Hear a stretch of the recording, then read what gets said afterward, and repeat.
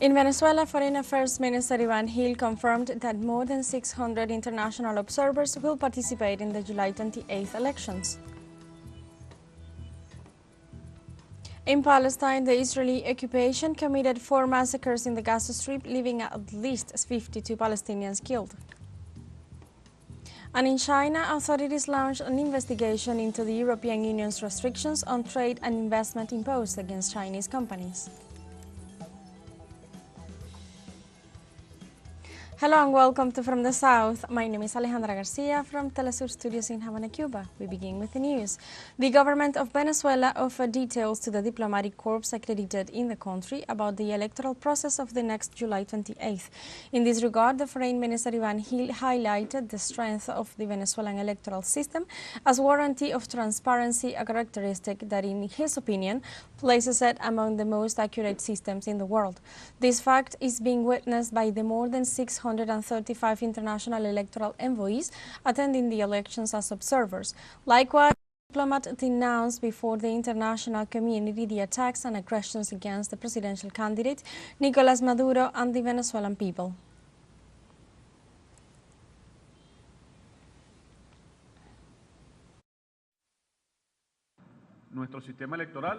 Our electoral system is a system in which we are also very proud to have it. An electoral system built to give the greatest possible transparency.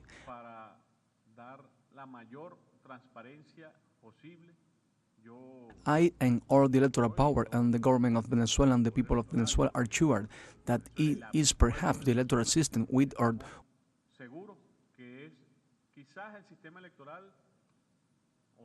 one of the most perfect electoral systems that exists on the face of the earth, any system that is based on popular elections. Furthermore, the Venezuelan Foreign Minister Ivan Gil denounced that the United States and Europe seek to undermine the electoral process of July 28th and distort the will of the people.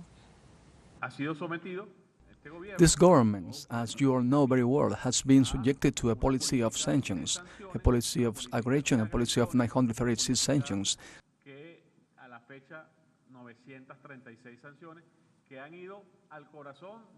that have so far gone to the heart of the government's work, harming the people. And this obviously limits or creates distortion in this government's ability to manage.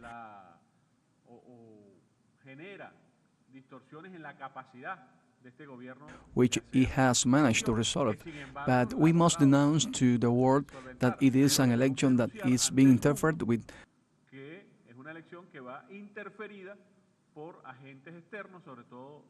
by external agents, especially from the United States and Europe, who are trying to undermine the electoral process to distort the will of the people. In Venezuela, presidential candidate of the Great Patriotic Poll, Nicolás Maduro, denounced on Tuesday that the far-right wing has hired Colombian paramilitaries to create chaos in the country during his electoral campaign. During his visit to the state of La Guaira, Maduro said that the Venezuelan far-right is responsible for deceiving the Venezuelan people with false promises, using the little support they have from some communities to damage the country. In this sense, Maduro also reiterated that while his campaign is focused on visiting the national territory to present his management plan, leaders of the fascist right are carrying out various plans to destabilize the country. Daño y engaño. Damage and deceit. They ask for sanctions, they steal our cigo, they steal our oil, and then they go out to deceive again and again. They go out to cheat their own people. They made the electoral world while we are making an electoral campaign. They hire paramilitaries in Colombia. You want the guarimba and the violence to return. They want the guarimba and the violence. Also, the president of Venezuela, Nicolás Maduro, visited the town of Cumanaycoa to re-inspect the progress made in the recovery efforts after the passage of Hurricane Beryl. Following the overflowing of the Manzanares River as a result of the rains caused by Beryl, the president of Venezuela, Nicolás Maduro, together with other high officials, made an inspection of the affected areas. The phenomenon left more than 7,900 houses affected and at least 6 dead. In addition, the head of state activated the presidential command post in Cumanaycoa to tend to the families and closely supervise the progress in the reconstruction work being made. In Colombia, President Gustavo Petro asked the international community for help to materialize the peace agreement signed between the government and the extinct revolutionary armed forces of the country. During a ceremony of transfer of command of the general commander of the military forces, the president affirmed that the peace agreements transcend the national sphere as it involves issues such as the Amazon or the fight against drugs. The Colombian president will then go to New York on Thursday to attend the quarterly session of the Security Council of the United Nations, where the state of implementation of agreements signed in 2016 with the former FARC guerrillas will be discussed, and where the head of state is expected to ask its extension beyond the 15 years initially convened.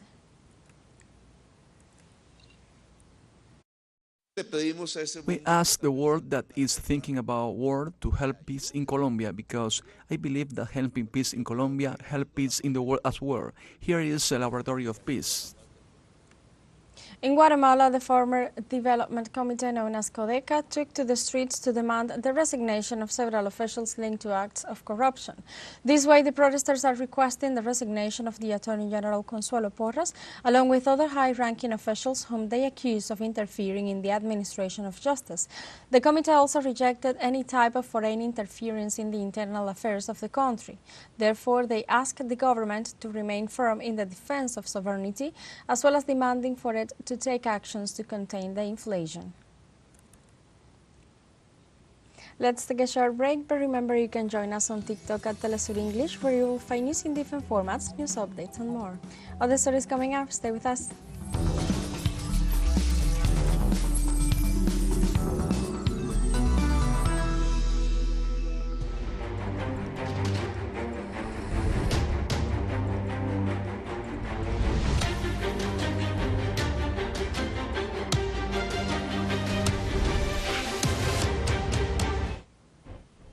Welcome back. Israeli occupation forces committed 4 massacres in the Gaza Strip during the last 24 hours, leaving at least 52 Palestinians killed. Health authorities also reported more than 200 civilians wounded, as authorities warned that both figures could be even higher, since many of the victims remain trapped under the rubble. Israeli troops continue to impede the entry of ambulances and civil defense teams to the targeted areas. According to the most recent health report, at least 38,295 Palestinians have been killed and another 88,241 injured since October 2023. In Palestine, the Israeli occupation army carried out new attacks on several towns in the West Bank occupied. In this regard, authorities reported that a young Palestinian was seriously wounded after being shot in the head and neck during an Israeli operation in the city of Tulkarem. On the other hand, a 14-year-old boy was also wounded in the foot after being shot in the city of Beit Furik. At the same time, the Zionist army stormed with a large convoy of military vehicles into the town of Beit Umar, where soldiers demolished houses and arrested citizens in other places in the occupied West Bank. On Wednesday, the United Nations Office for the Coordination of Humanitarian Affairs denounced that the Gaza Strip is experiencing an unprecedented increase in the humanitarian crisis due to the constant bombardments perpetrated by the Israeli occupation army. In this regard, the United Nations agency criticized the new ground offensive carried out against the city of Khan Yunis, which caused the displacement of 250,000 Palestinians and aggravated the crisis in the region, besides destabilizing even more the aid flows. On the other hand, the statement also denounced that constant aggressions against health facilities, counting nearly 453 attacks since October. The organization also informed that approximately 50,000 babies were born in the Palestinian enclave under traumatic and unhealthy conditions.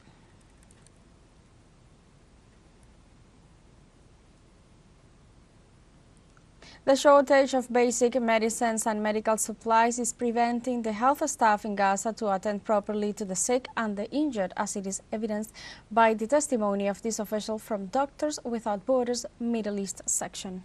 In orthopedic surgery, we're seeing people who were injured in bombings, in shootings, in drone attacks. We're seeing people who are living in such poor conditions that they're cooking on the floor and the stove will explode, and so you see a lot of children who are injured as a result of that and burned.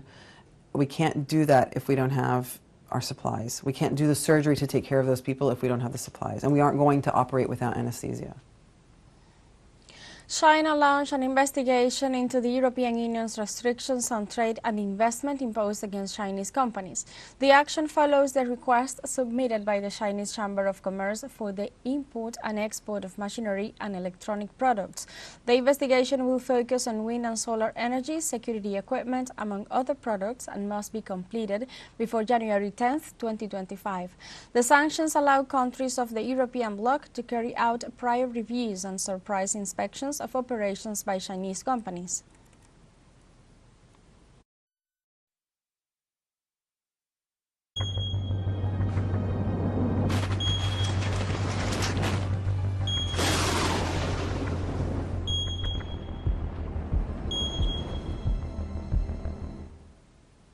In Indonesia, on Wednesday, search efforts for those trapped following a deadly landslide have intensified as more rescuers were deployed to search an unauthorized gold mine in Sulawesi Island.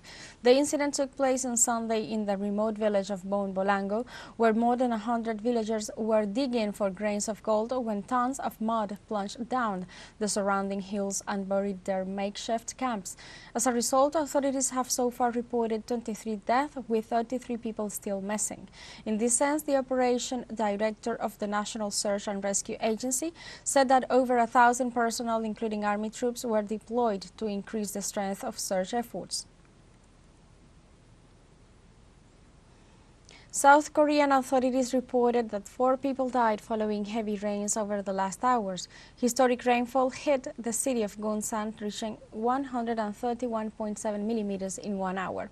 This figure represents more than 10% of the yearly average. The heavy rains caused major setbacks and disruptions to transportation in the south of the country. All train services have been suspended until at least 6 p.m. local time, and several flights were cancelled. As a consequence of the extreme weather, authorities also reported flooding and landslides in several localities. We have a final short break coming up, but before we invite you to join our WhatsApp community for our English-speaking audience. You can scan the QR code on screen to join directly and share the link to reach more people. Constant news coverage of Latin America and the Caribbean, as well as the rest of the world. Final short break, don't go away.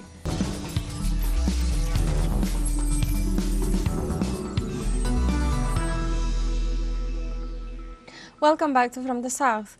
On Wednesday, Russia's parliament approved a bill that would raise income taxes for the rich in a move to return to national projects. The legislation is a major change from the flat rate tax that was widely credited with improving revenue collections after it was introduced in 2001.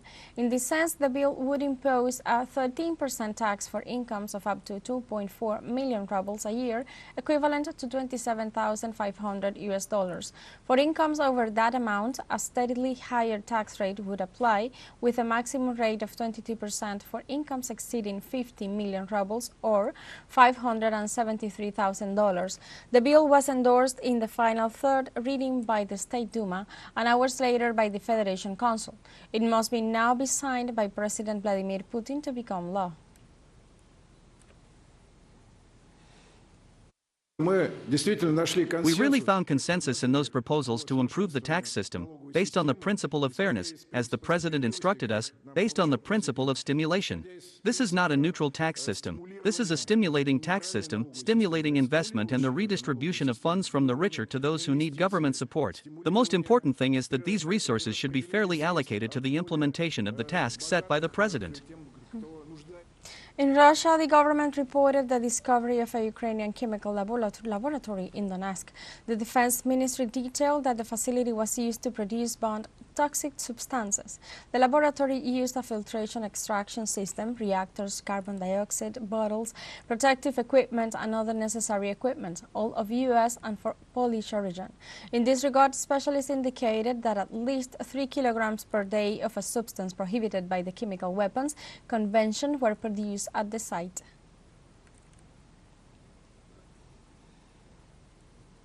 In New Caledonia, a man died Wednesday during a shooting confrontation with the police in what constitutes the 10th fatality in the framework of the protests that have been going on for 2 months in the French archipelago located in the Pacific. The prosecutor's office reported that the incident took place in the municipality of Mondoré in the Catholic Mission of St. Louis, when the individual, who was a local resident previously convicted for participating in riots in 2016, attacked the agent with a firearm. The incident evidences how the conflict persists in the territory even after the French President Emmanuel Macron announced the suspension of the constitutional reform project that provoked the initial outburst led by pro-independence sectors.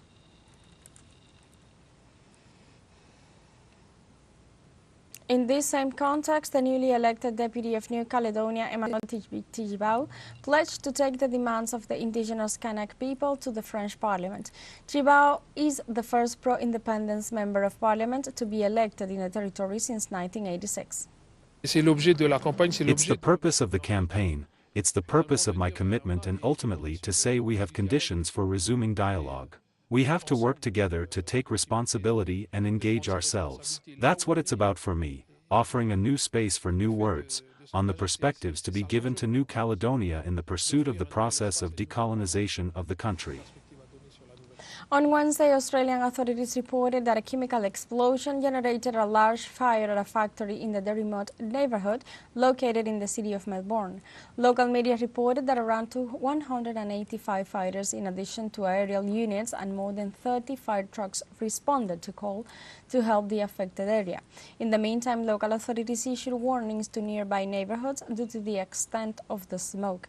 Meanwhile, Deputy Commissioner Michelle Cowling of Fire Rescue Victoria stated that there were no injuries, but the cease of the fire and chemicals found mean crews could be at the scene.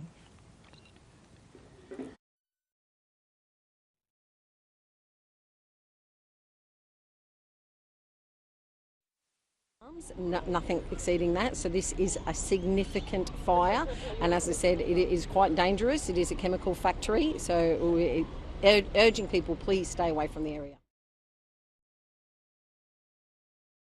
On Wednesday, 12 children were killed in South Africa when a minibus taking them to school near Johannesburg overturned and burst into flames. Authorities reported that the bus was hit from behind by a small pickup truck. According to officials in Johannesburg, Gauteng province, the driver of the minibus was also killed and 7 other children were rushed to the hospital. South Africa has one of the most developed road networks of the continent, but also has one of the worst road safety records, in part due to reckless driving and unroadworthy vehicles.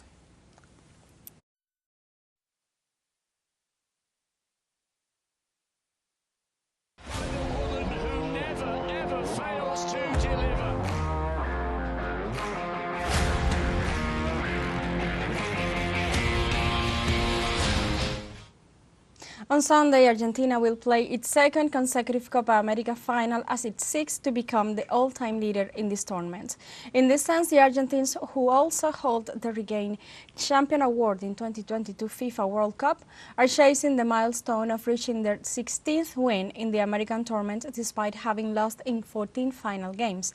In 2021, they ended a 28-year streak by claiming the Copa America title in the last match against Brazil. Meanwhile, Leo Messi could say goodbye to the tournament by winning this, his second championship, a feat that Diego Maradona was unable to materialize after 3 participations. It is worth noting that the last team to win a back-to-back championship was Chile in the 2015 and 2016 edition.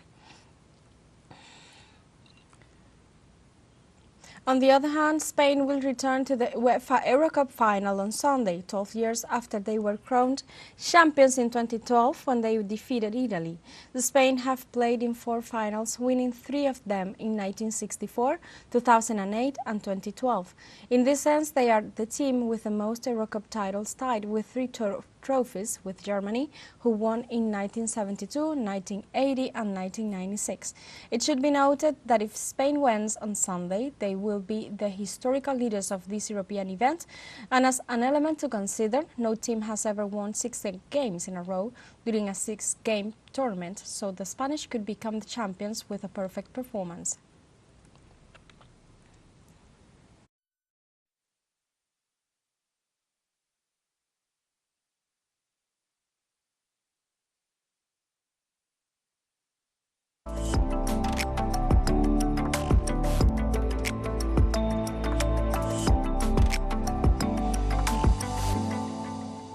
In Arles, France, the South African artist William Kentridge presented his musical The Great Yes to the Great No, a thought-provoking play that explores issues like the struggle against racial and political oppression and the topic of refugees.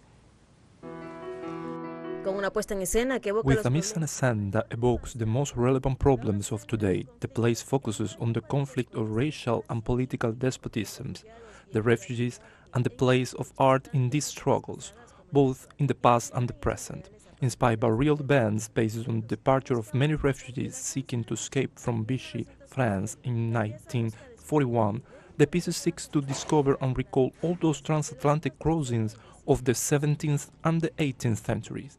But it's about the journey, about the conflict on it, about the questions of colonialism, which are still present, so very present in the 1940s in the writings of Césaire and Fanon, but still very much in the air we're in today. What's the relationship of refugees to countries they go to? Who is the stranger you welcome to a house? Who is the stranger you keep at the door? The author emphasizes that the journey is accompanied by 4 musicians, on piano, cello, percussion and accordion, to bring the history to life and captivate the audience.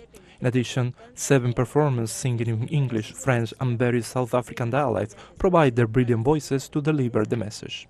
The heart of the production is the singing of a chorus of 7 women singers and some other soloists, but primarily the engine room of the ship that takes us across the journey, but also that takes us down, not just laterally, but vertically, finds a kind of a gravitas, are the 7 remarkable singers that have come from Johannesburg, together with the rest of the cast to perform The Great Yes, The Great No.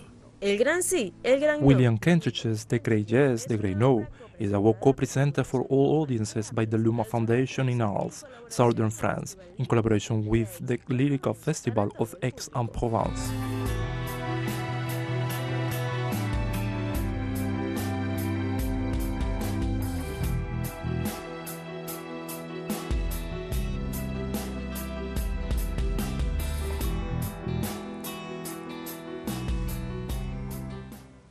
We have come to the end of this news brief, but you can find these and many other stories on our website at telesurenglish.net and join us on social media, Facebook, X, Instagram, Telegram and TikTok as well. For Telesur English, I'm Alejandra Garcia. Thank you for watching.